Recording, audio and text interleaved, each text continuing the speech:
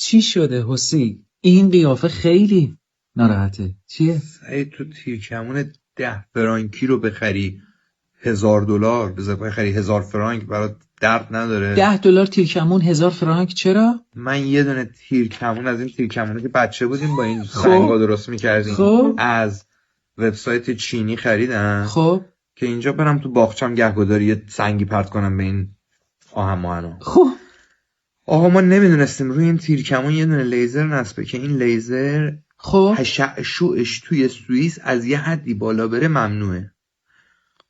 از طرف اداره پلیس واسه من نامه اومده که شما خواستی جنس قاچاق وارد کشور سوئیس بکنی، پاشو بیا اینجا جوابگو باش. پا شدم رفتم اونجا، اصلا نمیدونستم داستان چیه. بهم گفته داستان اینه، لیزرت رو توی اداره گمرک به صورت رندوم پیدا کردی. خب گفتم آقا داستان اینه، این اپلیکیشن نگاه بکنید. من اینو سفارش دادم، روش یه لیزر بوده، لیزرش هم نمیدونستم. توی 2 تا پست اومده، یه بار تیرکمون یه بار لیزر. الان لیزر گیر شما افتاده، شما فکر کنید فقط من لیزر خریدم. خب خلاصه گفتش باشه من حرف شما رو باور میکنم ولی نامه رو میفرستم دادگاه.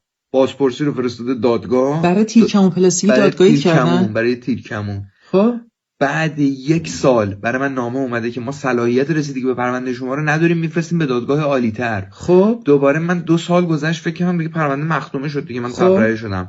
3 سال در مجموع گذشت. الان برای من نامه اومده که شما توی سوئیس حرفتون رو کاملا قبول میکنیم، شما نخواسته کار خلاف بکنی، اما توی سوئیس سهلنگاری جرم محسوب میشه. 500 فرانک بابت سهلنگاری جریمت میکنیم، 430 فرانک هم هزینه دادرسی، 930 فرانک در مجموع باید به حساب دولت برداشت. به تبریک میگم. یه تیرکمونی که کلا 200,000 تومان در نمیاد خریدی 140-50 میلیون تومان. $150 میلیون.